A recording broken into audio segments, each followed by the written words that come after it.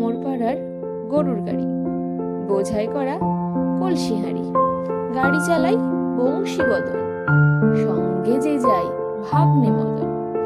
হাট বসেছে শুক্রবারে বক্সিগঞ্জের পদ্মাপাড়ে, জিনিসপত্র জুটিয়ে এনে গ্রামের মানুষ বেচে কেনে।